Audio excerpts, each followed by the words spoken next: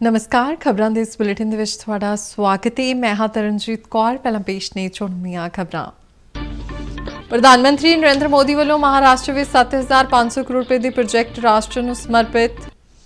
ਕਿਹਾ ਦੇਸ਼ ਨੂੰ ਗਰੀਬੀ ਤੋਂ ਮੁਕਤ ਕਰਨਾ ਅਤੇ ਗਰੀਬਾਂ ਨੂੰ ਅੱਗੇ ਵਧਣ ਦਾ ਮੌਕਾ ਦੇਣਾ ਸੱਚਾ ਸਮਾਜਿਕ ਨਿਆਂ।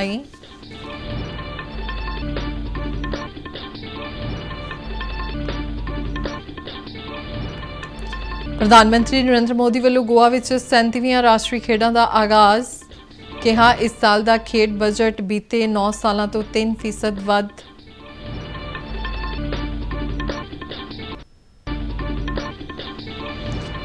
ਕਤਰ ਵਿੱਚ 8 ਭਾਰਤੀ ਕਰਮਚਾਰੀਆਂ ਨੂੰ ਮੌਤ ਦੀ ਸਜ਼ਾ ਸੁਣਾਏ ਜਾਣ ਬਾਰੇ ਭਾਰਤੀ ਵਿਦੇਸ਼ ਮੰਤਰਾਲੇ ਨੇ ਕਿਹਾ ਕਿ ਉਹ ਕਾਨੂੰਨੀ ਪ੍ਰਬੰਧਾਂ ਦੀ ਪੜਚੋਲ ਕਰ ਰਿਹਾ ਹੈ।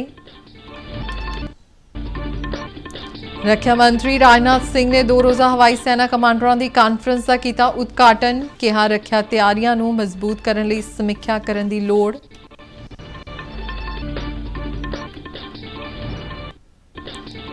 ਏਸ਼ੀਆਈ ਪੈਰਾ ਖੇਡਾਂ ਵਿੱਚ ਭਾਰਤ ਦਾ ਮੈਡਲ ਜੇਤੂ ਅਭਿਆਨ ਜਾਰੀ। ਹੁਣ ਤੱਕ 82 ਤਮਗੇ ਜਿੱਤੇ।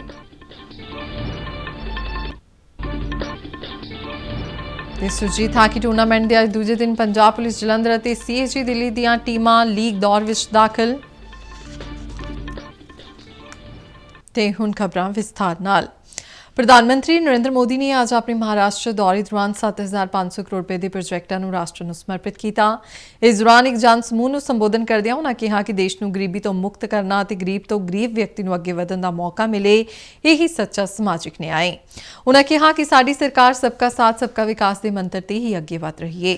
ਉਨ੍ਹਾਂ ਨੇ ਨੀਲਵੰਡੇ ਬੰਨ੍ਹ ਤੇ ਜਲ ਪੂਜਨ ਕਰਕੇ ਕਿਹਾ ਕਿ ਇਸ ਬੰਨ੍ਹ ਦਾ 5 ਦਹਾਕਿਆਂ ਤੋਂ ਇੰਤਜ਼ਾਰ ਸੀ, ਜਿਹੜਾ ਕਿ ਅੱਜ ਪੂਰਾ ਹੋ ਗਿਆ ਹੈ। ਤਕਰੀਬਨ 85 ਕਿਲੋਮੀਟਰ ਲੰਮਾ ਇਹ ਨਹਿਰੀ ਨੈਟਵਰਕ 5,177 ਕਰੋੜ ਰੁਪਏ ਦੀ ਲਾਗਤ ਨਾਲ ਵਿਕਸਿਤ ਕੀਤਾ ਜਾ ਰਿਹਾ ਹੈ ਅਤੇ ਇਹ ਬੰਨ੍ਹ 7 ਤਹਿਸੀਲਾਂ ਦੇ 182 ਪਿੰਡਾਂ ਨੂੰ ਪਾਣੀ पहुंचाएगा। बाबा के आशीर्वाद से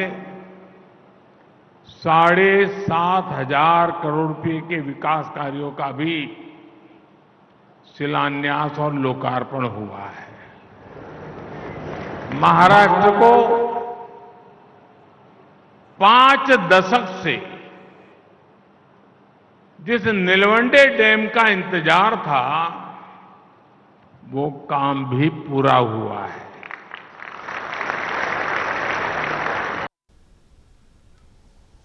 ਇਸ ਮੌਕੇ ਉਹਨਾਂ ਨੇ ਕਿਸਾਨਾਂ ਲਈ ਨਮੋ ਛੇਤਕਰੀ ਮਹਾ ਸਨਮਾਨ ਨਿਧੀ ਯੋਜਨਾ ਸ਼ੁਰੂ ਕਰਨ ਦੇ ਨਾਲ ਹੀ 1 ਕਰੋੜ 11 ਲੱਖ ਪ੍ਰਧਾਨ ਮੰਤਰੀ ਆਯੁਸ਼ਮਾਨ ਕਾਰਡ ਵੰਡਣ ਦੀ ਵੀ ਸ਼ੁਰੂਆਤ ਕੀਤੀ।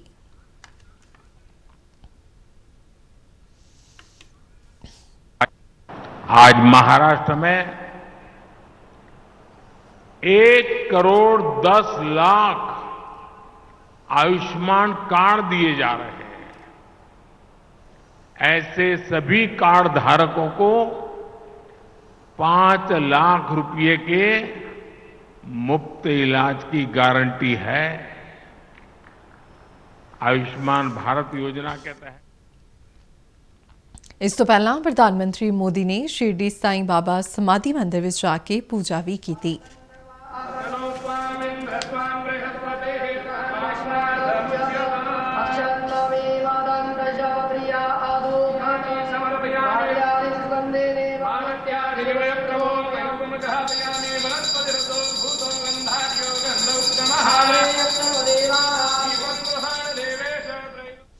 ਪ੍ਰਧਾਨ ਮੰਤਰੀ ਨਰਿੰਦਰ ਮੋਦੀ ਵੱਲੋਂ ਅੱਜ ਗੋਆ ਵਿੱਚ 37ਵੀਆਂ ਰਾਸ਼ਟਰੀ ਖੇਡਾਂ ਦਾ ਆਗਾਜ਼ ਕਰ ਦਿੱਤਾ ਗਿਆ ਹੈ।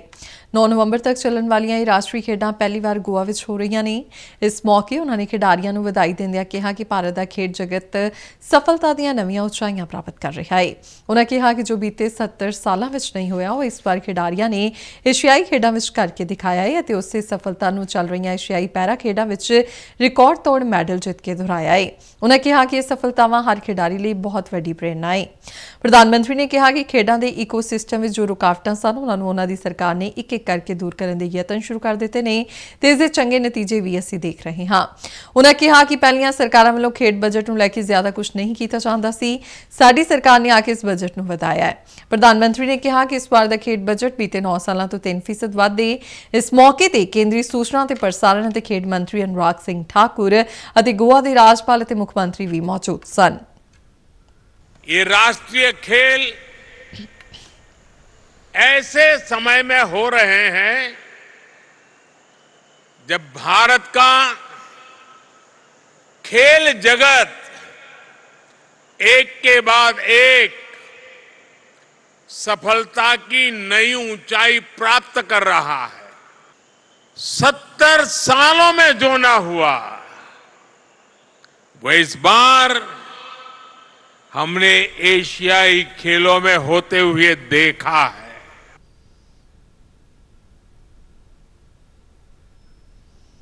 ਜ਼ਿਕਰਯੋਗ ਹੈ ਕਿ ਇਹਨਾਂ ਰਾਸ਼ਟਰੀ ਖੇਡਾਂ ਵਿੱਚ ਕਈ ਹੋਰ ਨਵੀਆਂ ਖੇਡਾਂ ਨੂੰ ਵੀ ਸ਼ਾਮਿਲ ਕੀਤਾ ਗਿਆ ਹੈ। 28 ਸੂਬਿਆਂ, 8 ਕੇਂਦਰ ਸ਼ਾਸਿਤ ਪ੍ਰਦੇਸ਼ਾਂ ਅਤੇ ਸਰਵਿਸਿਜ਼ ਦੀਆਂ ਟੀਮਾਂ ਦੇ ਕਰੀਬ 10,000 ਐਥਲੀਟ ਇਸ ਵਿੱਚ ਸ਼ਿਰਕਤ ਕਰ ਰਹੇ ਨੇ।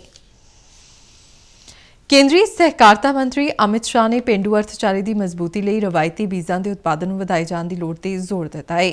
ਅਮਿਤ ਸ਼ਾਹ ਅੱਜ ਨਵੀਂ ਦਿੱਲੀ ਵਿੱਚ ਭਾਰਤੀ ਬੀਜ ਸਹਿਕਾਰੀ ਸਮਿਤੀ ਲਿਮਿਟਿਡ ਵੱਲੋਂ ਸਹਿਕਾਰਤਾ ਰਾਹੀਂ ਸੁਧਰੇ ਅਤੇ ਰਵਾਇਤੀ ਬੀਜ ਉਤਪਾਦਨ ਬਾਰੇ ਰਾਸ਼ਟਰੀ ਗੋਸ਼ਟੀ ਨੂੰ ਸੰਬੋਧਨ ਕਰ ਰਹੇ ਸਨ।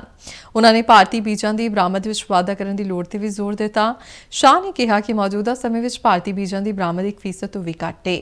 ਉਨ੍ਹਾਂ ਕਿਹਾ ਕਿ ਹਰ ਇੱਕ ਕਿਸਾਨ ਮੁੱਢਲੀਆਂ ਖੇਤੀਬਾੜੀ ਕ੍ਰੈਡਿਟ ਸੁਸਾਇਟੀਆਂ ਰਾਹੀਂ ਬੀਜਾਂ ਦਾ ਉਤਪਾਦਨ ਕਰ ਸਕਦਾ ਹੈ। ਉਨ੍ਹਾਂ ਕਿਹਾ ਕਿ ਅੱਜ ਸਾਰਾ ਵਿਸ਼ਵ ਮੋਟੇ ਅਨਾਜ ਲਈ ਵਧੀਆ ਮਿਆਰ ਵਾਲਾ ਬੀਜ ਚਾਹੁੰਦਾ ਹੈ ਤੇ ਰਾਗੀ, ਬਾਜਰਾ, ਜਵਾਰ ਤੇ ਹੋਰ ਮੋਟੇ ਅਨਾਜ ਵਿੱਚ ਭਾਰਤ ਵਿਸ਼ਵ ਵਿੱਚ ਪ੍ਰਮੁੱਖ ਸਥਾਨ ਰੱਖਦਾ ਹੈ। देश के हर किसान को आज वैज्ञानिक रूप से बनाया गया, तैयार किया गया बीज उपलब्ध नहीं है। किसान को बीज उपलब्ध नहीं है, इसलिए किसान का तो नुकसान है ही है, परंतु देश का भी नुकसान है, क्योंकि हमारे अन्न उत्पादन पर इसका सीधा असर पड़ता है। ਇਸ ਮੌਕੇ ਤੇ ਸਹਿਕਾਰਤਾ ਮੰਤਰੀ ਅਮਿਤ ਸ਼ਾਹ ਨੇ BBSL ਦੇ ਲੋਗੋ, ਵੈਬਸਾਈਟ ਅਤੇ ਕਿਤਾਬਚੇ ਨੂੰ ਵੀ ਜਾਰੀ ਕੀਤਾ। ਉਨ੍ਹਾਂ ਨੇ ਵਧੀਆ ਕਾਰਗੁਜ਼ਾਰੀ ਦਿਖਾਉਣ ਵਾਲੇ ਸਮਿਤੀ ਦੇ ਮੈਂਬਰਾਂ ਨੂੰ ਪ੍ਰਮਾਣ ਪੱਤਰ ਵੀ ਵੰਡੇ। ਵਿਦੇਸ਼ ਮੰਤਰੀ ਡਾਕਟਰ ਐਸ ਜੈਸ਼ੰਕਰ ਨੇ ਕਿਹਾ ਕਿ ਸ਼ੰਘਾਈ ਸਹਿਯੋਗ ਸੰਗਠਨ SCO ਨੂੰ ਅੰਤਰਰਾਸ਼ਟਰੀ ਕਾਨੂੰਨ ਦੇ ਸਿਧਾਂਤਾਂ ਦੀ ਸਖਤੀ ਨਾਲ ਪਾਲਣਾ ਕਰਦੇ ਹੋਏ ਅਤੇ ਇੱਕ ਦੂਜੇ ਦੀ ਪ੍ਰਭੂਸੱਤਾ ਤੇ ਖੇਤਰੀ ਅਖੰਡਤਾ ਦਾ ਸਨਮਾਨ ਕਰਦੇ ਹੋਏ ਖੇਤਰ ਵਿੱਚ ਸਥਿਰਤਾ ਅਤੇ ਖੁਸ਼ਹਾਲੀ ਨੂੰ ਉਤਸ਼ਾਹਿਤ ਕਰਨ ਲਈ ਮਿਲ ਕੇ ਕੰਮ ਕਰਨਾ ਚਾਹੀਦਾ ਹੈ। ਅੱਜ ਕਿਰਗਿਸਤਾਨ ਦੇ ਬਿਸ਼ਕੇਕ ਵਿਖੇ SCO ਮੈਂਬਰ ਦੇਸ਼ਾਂ ਦੇ ਮੁਖੀਆਂ ਦੇ ਕੌਂਸਲ ਦੇ 22ਵੇਂ ਇਜਲਾਸ ਨੂੰ ਸੰਬੋਧਨ ਕਰਦਿਆਂ ਡਾਕਟਰ ਜੈਸ਼ੰਕਰ ਨੇ ਕਿਹਾ ਕਿ ਭਾਰਤ ਟਿਕਾਊ, ਆਪਸੀ ਲਾਭਕਾਰੀ ਅਤੇ ਵਿੱਤੀ ਤੌਰ ਤੇ ਵਿਵਹਾਰਿਕ ਹੱਲ ਲਈ ਮੈਂਬਰ ਦੇਸ਼ਾਂ ਨਾਲ ਸਾਂਝੇਦਾਰੀ ਕਰਨ ਦਾ ਇੱਛੁਕ ਹੈ। ਉਨ੍ਹਾਂ ਨੇ ਖੇਤਰ ਵਿੱਚ ਵਪਾਰ ਨੂੰ ਬਿਹਤਰ ਬਣਾਉਣ ਲਈ ਮਜ਼ਬੂਤ ਤਾਲਮੇਲ ਅਤੇ ਬੁਨਿਆਦੀ ਢਾਂਚੇ ਦੀ ਲੋੜ ਤੇ ਵੀ ਜ਼ੋਰ ਦਿੱਤਾ।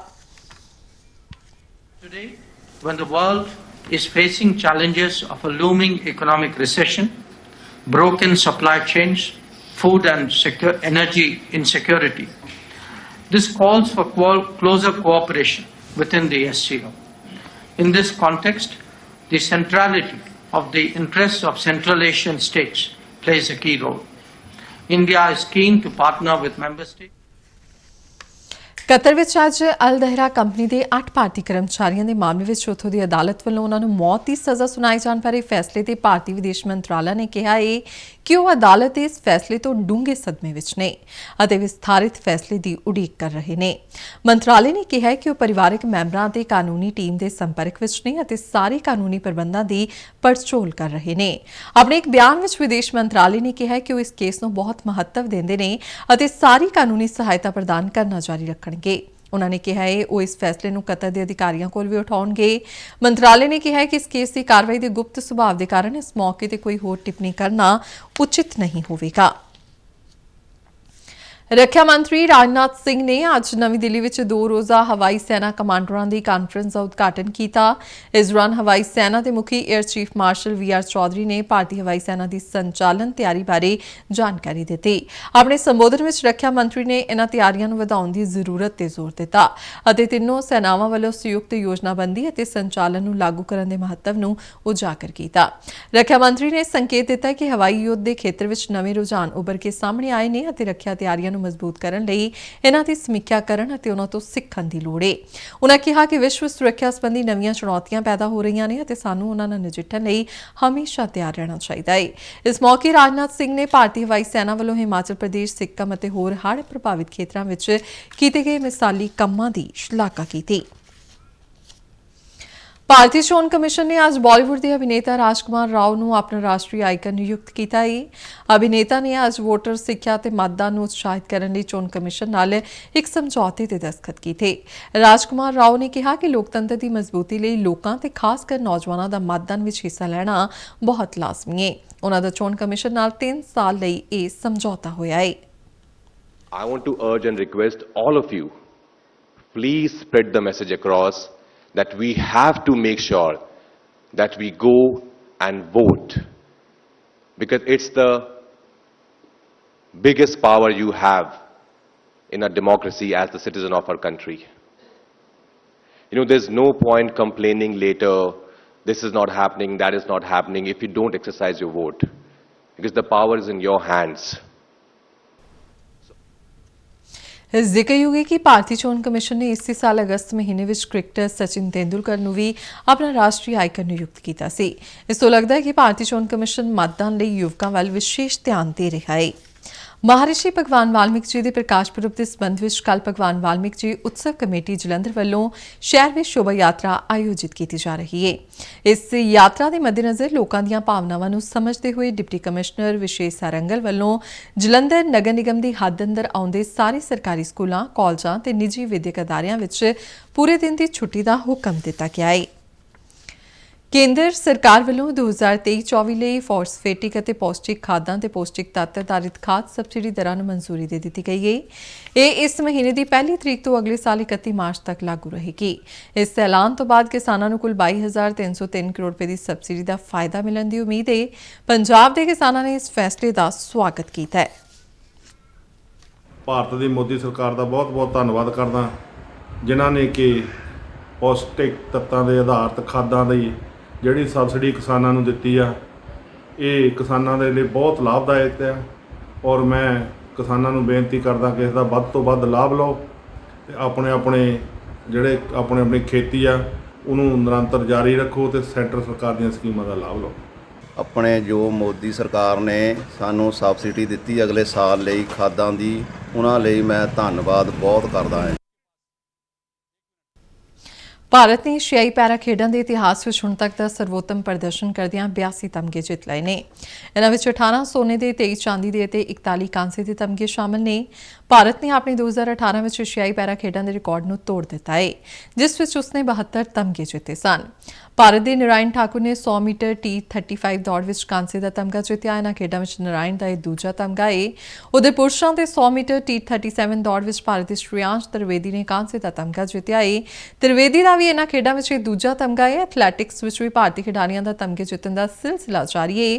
ਪੁਰਸ਼ਾਂ ਦੇ ਸ਼ਾਟਪੁੱਟ F46 ਵਿੱਚ ਭਾਰਤ ਨੇ 2 ਤਮਗੇ ਜਿੱਤੇ ਨੇ। ਸਚਿਨ ਨੇ ਸੋਨੇ ਦਾ ਤੇ ਰੋਹਿਤ ਕੁਮਾਰ ਨੇ ਕਾਂਸੇ ਦਾ ਤਮਗਾ ਜਿੱਤਿਆ ਹੈ।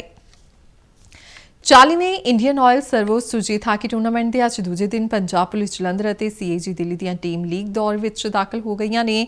ਅੱਜ 2 ਨੌਕਆਊਟ ਮੈਚਾਂ ਵਿੱਚ ਪੰਜਾਬ ਪੁਲਿਸ ਨੇ ਭਾਰਤੀ ਨੇਵੀ ਮੁੰਬਈ ਨੂੰ 2-1 ਨਾਲ ਅਤੇ CAG ਦਿੱਲੀ ਨੇ BSF ਜਲੰਧਰ ਨੂੰ ਇੱਕ ਸਖਤ ਮੁਕਾਬਲੇ ਮਗਰੋਂ 4-3 ਦੇ ਫਰਕ ਨਾਲ ਹਰਾ ਕੇ ਲੀਗ ਦੌਰ ਵਿੱਚ ਪ੍ਰਵੇਸ਼ ਕੀਤਾ।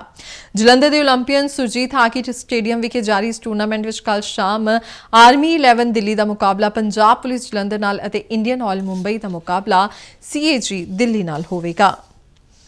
ਖਬਰਾਂ ਦੇ ਬੁਲੇਟਿਨ ਸਾਰੇ ਦਰਸ਼ਕ RNU DDK ਜਲੰਧਰ ਦੇ YouTube ਚੈਨਲ, Facebook ਪੇਜ ਅਤੇ X ਤੇ ਵੀ ਦੇਖ ਸਕਦੇ ਨੇ। ਤੇ ਬੁਲੇਟਿਨ ਦੇ ਅਖੀਰ ਵਿੱਚ ਚੁਣਵੀਆਂ ਖਬਰਾਂ ਇੱਕ ਵਾਰ ਫਿਰ ਤੋਂ।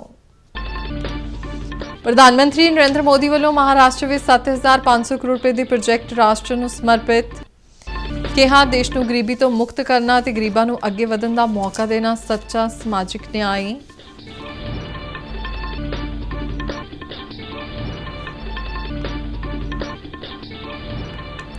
ਪ੍ਰਧਾਨ ਮੰਤਰੀ ਨਰਿੰਦਰ ਮੋਦੀ ਵੱਲੋਂ ਗੋਆ ਵਿੱਚ 37ਵੀਆਂ ਰਾਸ਼ਟਰੀ ਖੇਡਾਂ ਦਾ ਆਗਾਜ਼। ਕਿਹਾ ਇਸ ਸਾਲ ਦਾ ਖੇਡ ਬਜਟ ਬੀਤੇ 9 ਸਾਲਾਂ ਤੋਂ 3% ਵੱਧ।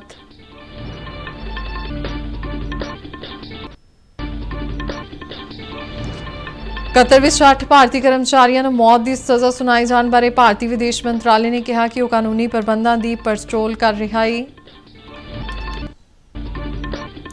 ਰੱਖਿਆ ਮੰਤਰੀ ਰਾਜਨਾਥ ਸਿੰਘ ਨੇ 2 ਰੋਜ਼ਾ ਹਵਾਈ ਸੈਨਾ ਕਮਾਂਡਰਾਂ ਦੀ ਕਾਨਫਰੰਸ ਦਾ ਕੀਤਾ ਉਦਘਾਟਨ। ਕਿਹਾ ਰੱਖਿਆ ਤਿਆਰੀਆਂ ਨੂੰ ਮਜ਼ਬੂਤ ਕਰਨ ਲਈ ਸਮੀਖਿਆ ਕਰਨ ਦੀ ਲੋੜ।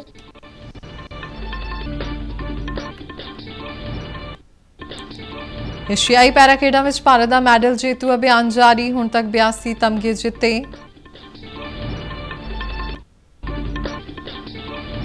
ਤੇ ਸੁਰਜੀਤ ਹਾਕੀ ਟੂਰਨਾਮੈਂਟ ਦੇ ਅੱਜ ਦੂਜੇ ਦਿਨ ਪੰਜਾਬ ਪੁਲਿਸ ਜਲੰਧਰ ਅਤੇ ਸੀਏਜੀ ਦਿੱਲੀ ਦੀਆਂ ਟੀਮਾਂ ਲੀਗ ਦੌਰ ਵਿੱਚ ਦਾਖਲ। ਤੇ ਇਸ ਨਾਲ ਹੀ ਖਬਰਾਂ ਦਾ ਬੁਲੇਟਿਨ ਖਤਮ ਹੁੰਦਾ ਹੈ। ਇਜਾਜ਼ਤ ਦਿਓ, ਨਮਸਕਾਰ।